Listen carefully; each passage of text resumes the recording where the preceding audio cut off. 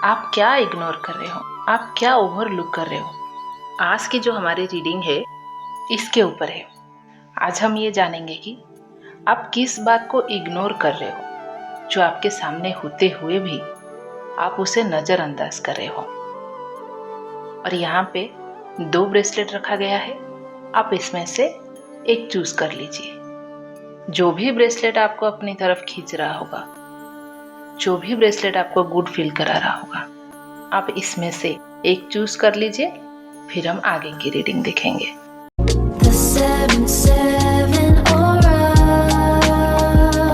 तो चलिए शुरू करते हैं आज की हमारी रीडिंग। फर्स्ट ब्रेसलेट के लिए ये एक जनरल रीडिंग है गाइस, और जनरल रीडिंग में अगर आपसे कुछ रेजोनेट नहीं हो रहा है तो उसे अपने पास पकड़ के नहीं रखना है, उसे जाने देना है।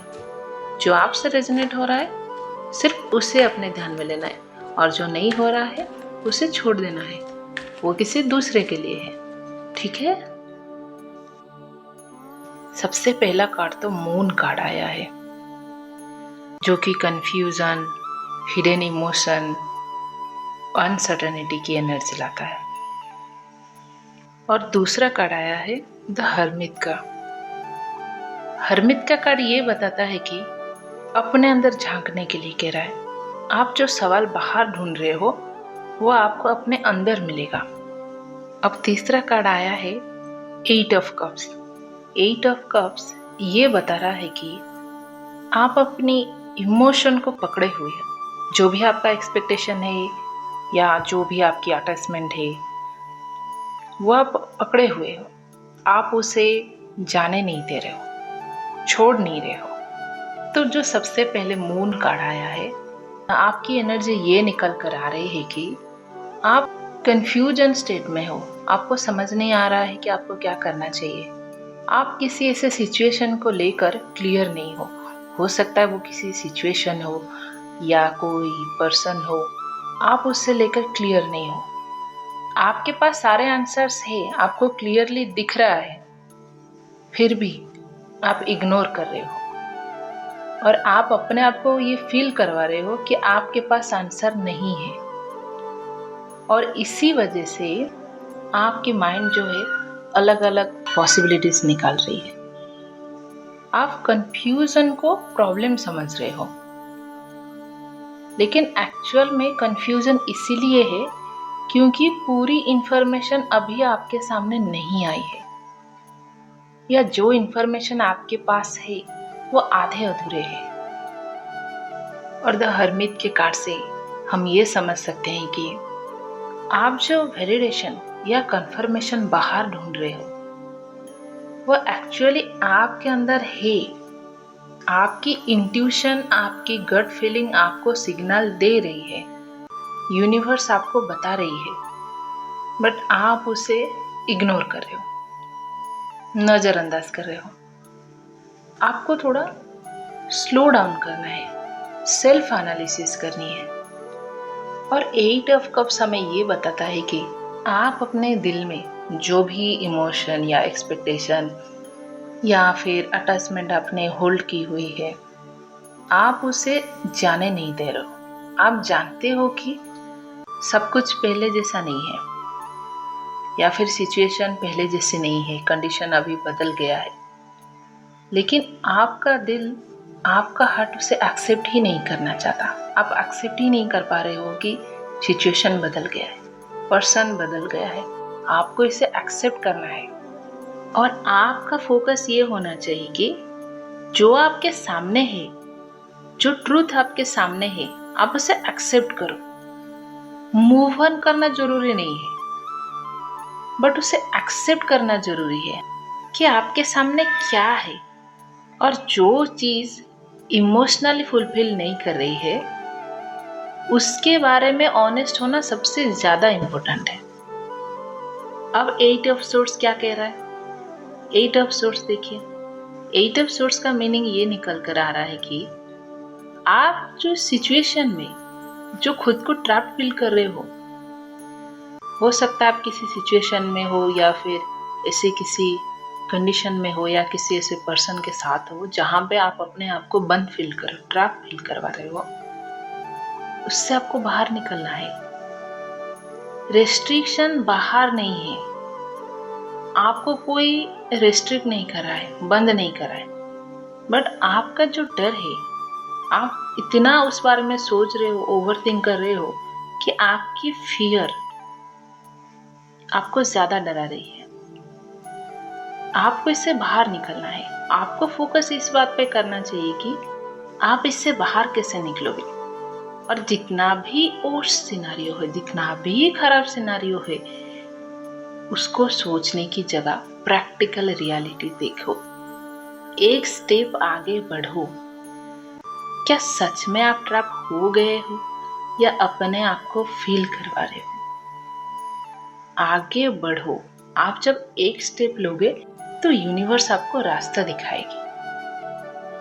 अगर आप ये सोचोगे कि बाहर निकलने के बाद क्या होगा, कैसे होगा, क्या करोगे, आपसे नहीं होगा, आप जब इतना ज्यादा नेगेटिव सोच लेते हो तो यूनिवर्स को लगता है कि ये जो पर्सन है, इसको इसी सिचुएशन में रहने का मजा आ रहा है, अच्छा लग रहा है। जब आप उसे अपोज करोगे, आगे बढ़ोगे, एक स्टेप लोगे, तो यूनिवर्स को समझ में आएगा कि आप आगे जा रहे हो, आगे बढ़ रहे हो। और जब आप आगे बढ़ोगे तो यूनिवर्स आपके लिए रास्ता बनाएगी।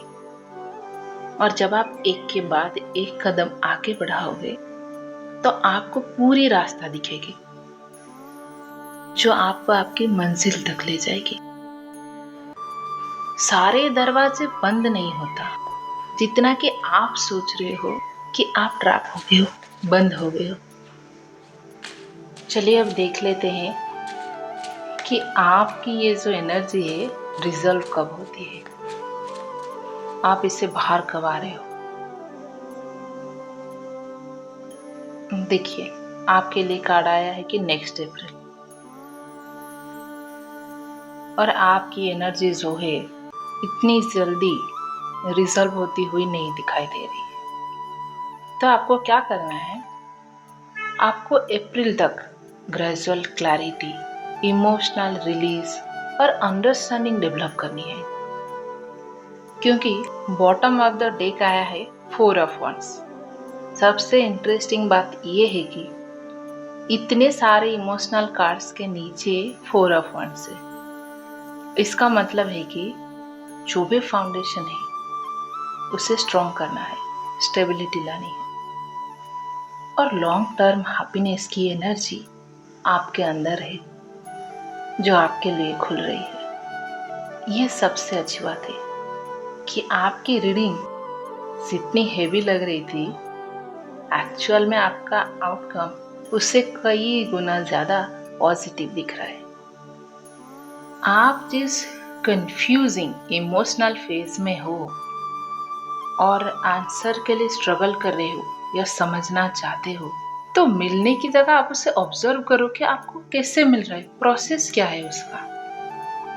और सब कुछ इमीडिएट समझना जरूरी नहीं है। आप जिस चीज को ओवरलुक कर रहे हो वो ये है कि आप अपने फियर, अपने सिचुएशन को रियलिटी से ज्यादा कॉम्प्लिकेटेड बना रहे हो। आपको अपने इंट्यूशन, सेल्फ रिफ्लेक्शन और इमोशनल ऑनेस्टी पर होना चाहिए। जितना आप उस चीज को फोर्स करोगे उतना कंफ्यूजन बढ़ती जाएगी। हाँ, लेकिन अगर आप पेशेंस रखोगे तो क्लैरिटी नेचुरली आएगी। क्योंकि ये जो जर्नी आपकी है वो जाके नेक्स्ट अप्रैल में खत्म होने वाली है। तो लगभग नेक्स्ट अप्रैल तक आप ये सारे इमोशन से बाहर आओ और आप अपनी फियर से नहीं बल्कि ट्रूथ से डिसीजन लोगे।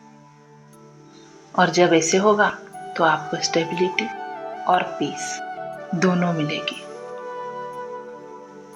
आप इसके लिए कुछ अफर्मेशन भी प्रैक्टिस कर सकते हो, जैसे कि आपको आंसर मिल गया है, आप जर्नल लिखो, मूनलाइट में मेडिटेशन करो, 10-15 मिनट साइलेंस में बैठो, मेडिटेट करो और सवाल पूछो, क्या सच में आपको सारा आंसर अभी चाहिए और आप किस सच से बचने की कोशिश कर रहे हो।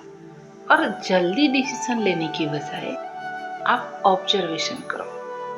ऑब्जर्वेशन मोड में आप जितनी जल्दी आओगे आपको उतनी जल्दी रिजल्ट मिलेगी। तो ये थी हमारी आज की फर्स्ट रीडिंग। आप कमेंट्स में ज़रूर बताइए आपसे ये रीडिंग कितनी रेजोनेट हुई।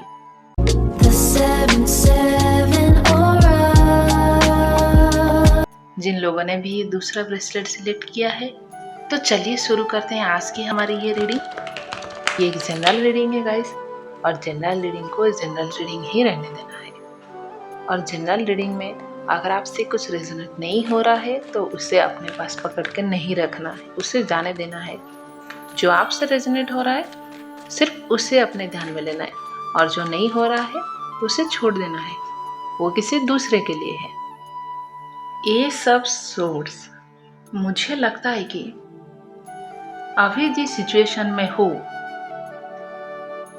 उस सिचुएशन में क्लैरिटी आने वाली है, या ऑलरेडी आना शुरू हो गया है जो आपको पता नहीं चल रहा है। क्योंकि ये सब सोर्स ट्रूथ के बात करता है, ब्रेक थ्रू की एनर्जी लेके आता है। और दूसरा कार्ड देखिए आया है 9 ऑफ सोर्स। क्लैरिटी के साथ एंजाइटी भी आ रही है।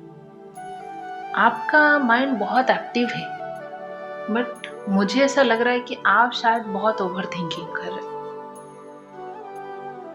कि बैक स्टेज क्या हो रहा है, क्या हो सकता है, क्या होने वाला है। और जो हमारा थर्ड कार्ड है queen of pentacles.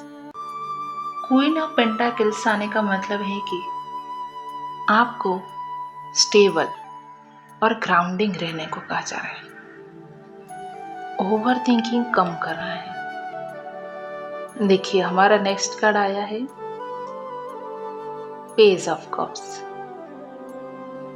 Page of cups आने का मतलब ये है कि आपके इमोशनल ओपननेस, या आप एक न्यू इमोशनल एनर्जी में जा रहे हो। मतलब आपका जो हार्ट है वो कंप्लीटली बंद नहीं हुआ है, आपका दिल अभी भी ओपन है, जो कि अच्छी बात है। और आपकी एनर्जी सच में बहुत हेवी है, क्योंकि देखिए बोलते बोलते भी मेरा गला अटक रहा है। आपको सच में उस सिचुएशन से बाहर आना है। क्वीन ऑफ पेंटाकल्स आपको ये कहना चाह रहा है कि आप इतना इमोशनली फोकस कर रहे हो जो एक्चुअल में रियलिटी नहीं है, जिससे आप अपनी वैल्यू और स्टेबिलिटी को इग्नोर कर रहे हो। आपको स्टेबल रहना है, और आपको फोकस इस बात पे करना चाहिए कि आप अपनी सेल्फ रेस्पेक्ट कैसे बढ़ाओगे, रूटीन कैसे मेंटेन करोगे, प्रैक्टिकल डिसीजन कैसे लोगे, उस पे फोकस करना है। और जब आप ये लेना चालू करोगे, स्टार्ट करोगे, तभी ये इम्प्रूवमेंट दिखेगी। क्योंकि इसके आगे देखिए पेज ऑफ कप्स आया है। इसका मतलब है कि आपके अंदर अभी भी होप और इमोशनल सॉफ्टनेस है। होप है अभी भी आपके अंदर। देखिए बॉटम ऑफ द डे का आया है कि 6 ऑफ सोर्ड्स, मतलब कि ट्रांजिशन का कार्ड। सिचुएशन आपकी जो है एक डिफिकल्ट फेज से बेटर होके या इम्प्रूव करके एक नई फेज में जा रही है, मूव कर रही है। आप अटक नहीं रहे हो, आप आगे बढ़ रहे हो। अब देखते हैं कि आपकी जो ये एनर्जी है ये कब रिजल्व हो रही है, चेंज कब से दिखने लगेगी। वाह, आपके लिए तो 2 कार्ड आ गया। आपको पेशेंस रखने को कहा जा रहा है। और देखिए क्या लिखा है दूसरे कार्ड में, ऑन डेट 6, 15 और 24 ऑफ दिस और नेक्स्ट मंथ। अब 6 तो इस मंथ का चला गया है, तो हम नेक्स्ट मंथ के 6 का भी वेट कर सकते हैं। जो आपकी एनर्जी है वो मूव कर रही है और आपकी ट्रांजिशन हो रही है। और सबसे अच्छी बात ये है कि बॉटम ऑफ द डे का सेकेंड कार्ड जो है वो सन आया है, और सन का कार्ड आने का ये मतलब होता है कि सब अच्छा होगा। आप अपने ट्रूथ के बहुत करीब हो, लेकिन जो एंजाइटी है वो उस ट्रूथ को कवर कर रही है, ओवरशैडो कर रही है। और जो चीज आप ओवरलुक कर रहे हो या इग्नोर कर रहे हो वो ये है कि आपकी सिचुएशन उतना नेगेटिव नहीं है जितना कि आपके माइंड उसे इमेजिन कर रहा है। आपको सेल्फ वर्थ, फैक्ट्स पे ध्यान देना है। और आपकी रीडिंग्स में देखिए ट्रांजिशन कैसे हो रहा है, क्लैरिटी की तरफ जा रही है। आपको बस प्रैक्टिकल बने रहना है, स्टेबिलिटी क्रिएट करनी है, समझना है। और इतना ओवर थिंकिंग, इतना सारे सिचुएशन से जाने के बाद भी अब भी होप है, सपने से, पॉसिबिलिटी से। और इसीलिए आपके लिए बॉटम ऑफ द डेक में 6 ऑफ सोर्ड्स और द सन का कार्ड आया है। आप एक डिफिकल्ट मेंटल फेज से बाहर आकर एक नई डेस्टिनेशन की तरफ जा रहे हो। आप उसके लिए एक काम कर सकते हो। आप एक पेपर ले लो और उसमें 2 कॉलम्स बनाओ, फियर वर्सेस रियलिटी। आपको पता चलेगा कि रियलिटी में 1-2 पॉइंट्स आएंगे, बट आपके फियर में ज़्यादा पॉइंट्स आएंगे। और आपको इसी फियर को कम करना है। और आप उसके लिए मैनिफेस्ट भी कर सकते हो या यूनिवर्स को बता सकते हो। आप खुद से पूछो कि आपको सच में क्या पता है, आप क्या अज्यूम कर रहे हो। तो जो क्लियर और क्लैरिटी आएगी उससे यूनिवर्स को साइन मिलेगी। और कभी कभी ऐसा होता है कि मेडिटेशन से क्लैरिटी नहीं मिल पाती है, बट ग्राउंड लाइफ से मिल सकती है। आप जितना ग्राउंडेड रहोगे आपको उतनी क्लैरिटी मिलेगी। और आपके पास आंसर सबसे ज़्यादा क्लोज है। आपकी सिचुएशन बदल रही है, वो भी फास्ट फॉरवर्डिंग में, तेज़ी से। आप अपने अजम्पशंस को बंद करो और क्लैरिटी को देखो। आपको अपनी फियर्स पे काबू पाना है, तभी जाके आपको आगे की रास्ता मिलेगा, मंजिल दिखेगी। तो ये थी हमारी आज की रीडिंग। और आज की जो हमारी रीडिंग है ये जर्नल रीडिंग है। जितना आपसे रेजोनेट हो रहा है उतना आपको रखना है और बाकी छोड़ देना है, क्योंकि जो आपसे रेजोनेट नहीं हो रहा है वो किसी दूसरे से, किसी और से रेजोनेट हो रहा हो। तो ये थी हमारी आज की रीडिंग। आप कमेंट्स में ज़रूर बताइए कि आपने कौन सा ब्रेसलेट चूज़ किया था और आपसे ये रीडिंग कितनी रेजोनेट हुई।